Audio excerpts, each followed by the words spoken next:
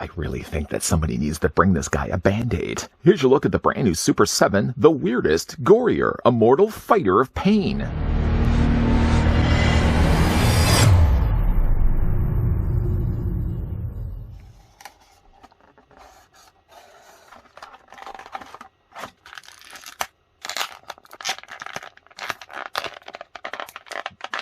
The immortal fighter of pain is a brutal barbarian who never knows when to quit.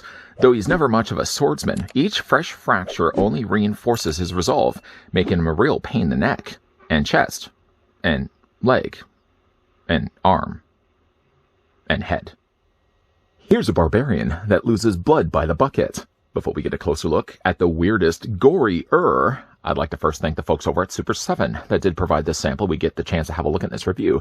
If you guys would like to get your hands on any of the weirdest figures that we've been looking at as of late, they are available over right now on their site. And there's a sale as of right now going on where you can pick out 3 ReAction figures and get yourself one for free. You can click the link down below in the video description.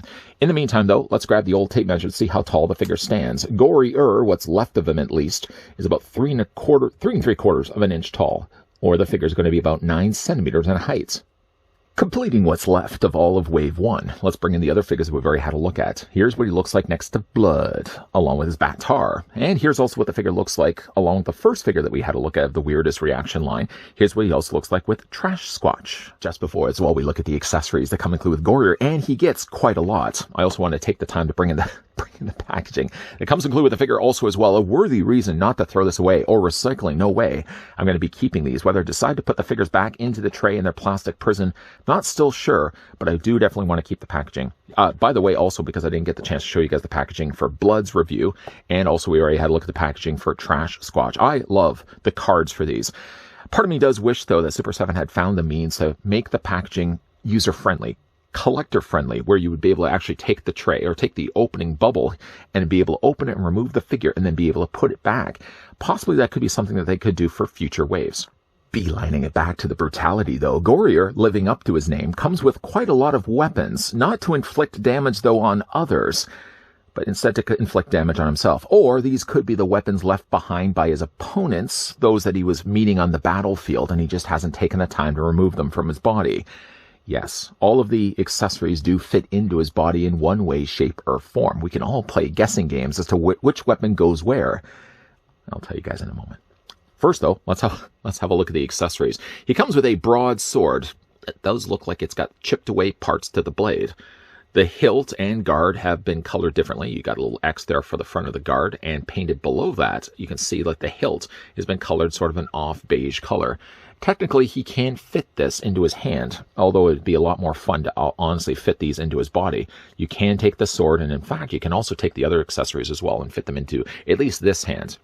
Not this hand. This hand's got other plans.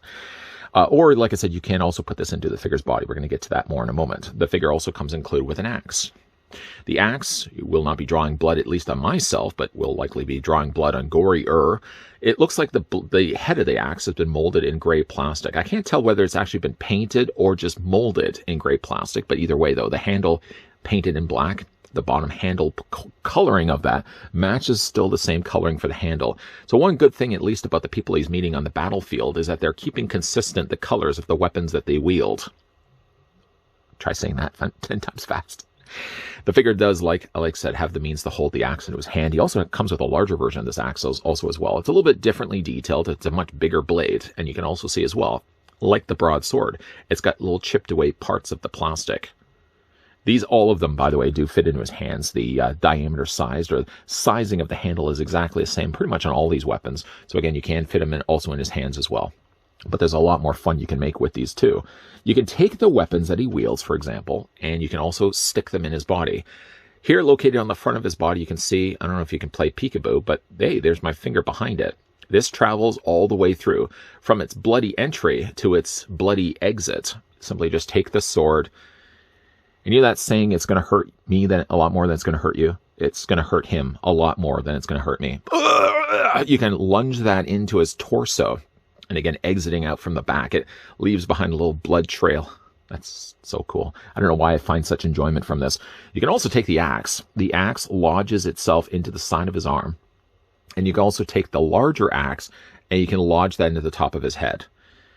Ouch. Yet he still travels. He still is able to make his merry little way across the field. But you got to imagine, I mean, just the look on his face pretty much speaks for itself.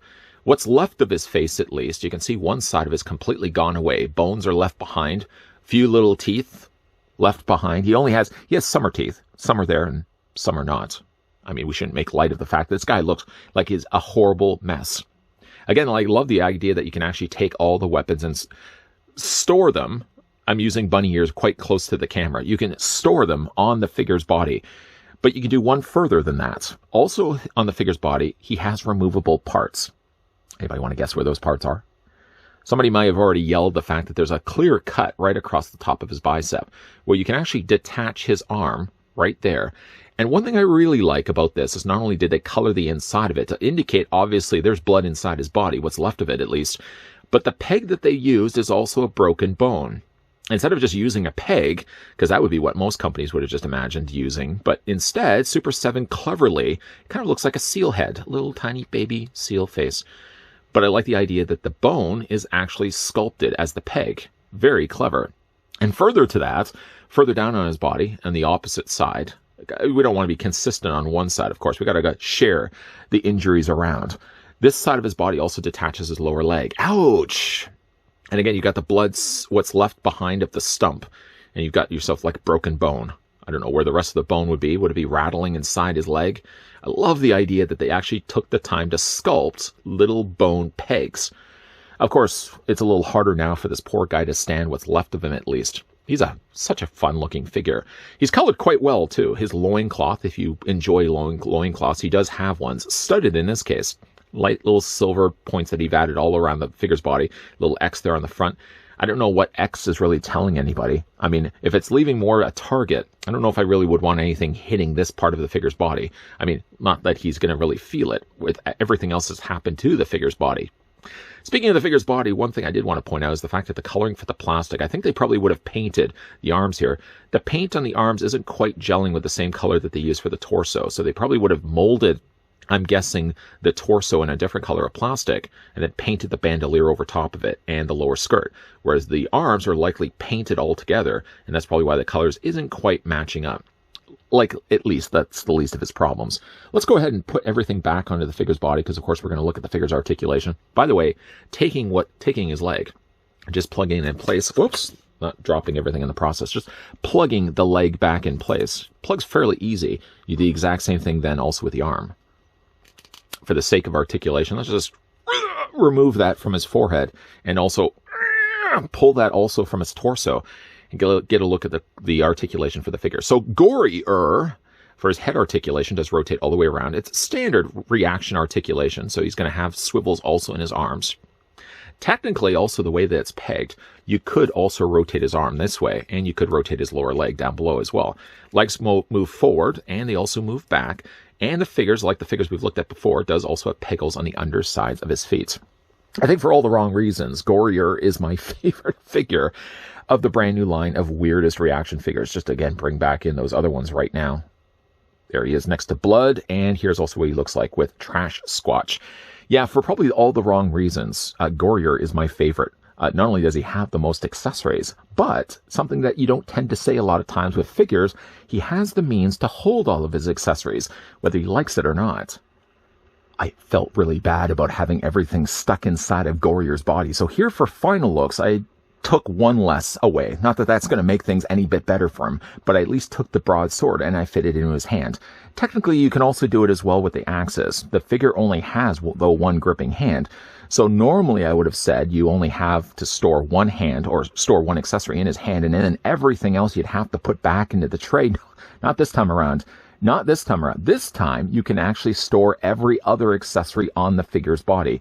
I think you can also mix and match the axes. So if you would prefer to have the larger axe lodged into his shoulder and the smaller axe stuck into the top of his head, you can also do that as well.